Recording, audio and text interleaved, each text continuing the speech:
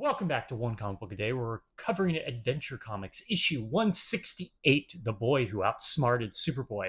A comic with a pretty solid structure that has a lackluster climax. I mean, that's pretty much standard Superboy fare, or Superman fare in the 1950s, and even in the 40s. I can't wait for a comic that has a really good climax, or just a comic that builds to its climax really well. God, that's all I'm asking for at this point. So, Lana enlists her little brother, who we've seen once before. I don't think in yesterday's adventure comic, but like her last time in a Superboy titled comic. He showed up at like the very end. And funny enough, he hasn't shown up since this comic, so I'm interested to see if he stays in continuity or if he's just gone, like Richie Cunningham's older brother who disappeared in the first episode of Happy Days, went upstairs, was gone. Never referenced again, and that show was on for a couple of seasons. Pilots don't really count in continuity. You can eliminate anything from a pilot. And they did. So he is enlisted to help Lana solve the usual problem.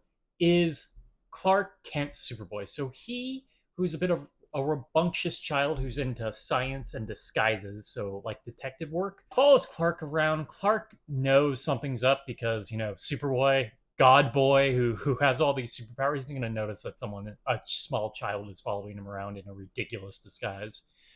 The kid does get him, and that's where I really like this. The structure of this comic is a good setup and payoff. So we have, how do we solve the problem of figuring out how Clark Kent is Superboy? And then for the second half of the story, we get to, how does Superboy get out of this? So he ends up putting a perfume on Clark, so he smells a specific way. Now, this actually has come up in at least Superman before, and he got out of this by washing himself in molten lava, or I think it was like molten metal at a factory, burned off the entire smell. He doesn't go that route. In fact, he just lets himself smell this way. Okay, so how are we going to get out of this? He decides to do it the most crazy and over-top way possible. And though logistically not great, but who cares? For a story, incredibly entertaining.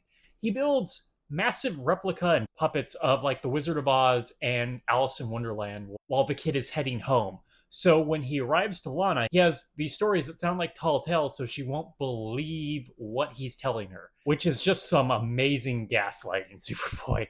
What a way to do this. You're going to like just destroy a child's entire imagination and possibly his mental state to get out of one girl knowing who you really are. Man, he really does not like Lana, does he? Here's the thing, and I think this almost ruins it, but it's also a great idea, just not working in practice. Lana does believe her brother. At first, she doesn't, but she does believe him because she knows that maybe Superboy is involved in this and he was using his super ventriloquism. You really should stop letting people know about that power. And if people know about this power, how does he keep getting away with the super ventriloquism? So he is left with one more option. And I have to respect that it made things harder. It did also make most of the second half of the comic seem absolutely useless, but it was at least fun. Fun is why I'm reading these. So Superboy outsmarts Lana, and maybe it's just how he outsmarts her. He comes down and he uses his heat vision to mess with the perfume, so she sprays herself. She then assumes the same thing happened to the kid, so that the perfume smell is always around. Though she should have known better because she was alone with him. He didn't smell like the perfume. It's a really lazy way to get out of this and a very quick way to get out of this. I would have to say it's kind of difficult to write a character outsmarting another character, especially if the writer isn't, say, the most clever person. The old adage that a smart character can only be as smart as the writer, so you have a lot of stories, especially old Basil Rathbone, Sherlock Holmes's, where Lestrade and Watson, and I probably brought this up before, seem very dim to make Sherlock seem much smarter in comparison.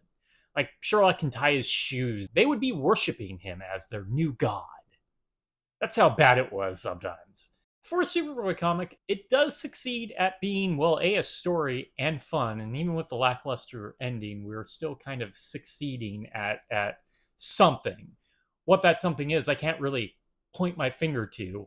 It's still not a particularly great story, but hey, it's entertaining enough. That is it from Adventure Comics 168, The Boy Who Outsmarted Superboy.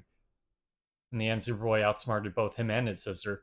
If you enjoyed this video, please like and subscribe, hit the bell icon to get notifications when a new video goes up. I do this Monday through Friday, but Fridays is Bat Friday, where we cover Batman story, either Detective Comics or Batman. And until next time, let's ponder the question, whatever did happen to the boy of tomorrow? What did Superboy do with these massive puppets and sets he created? Did he just destroy them afterwards? That seems like a waste.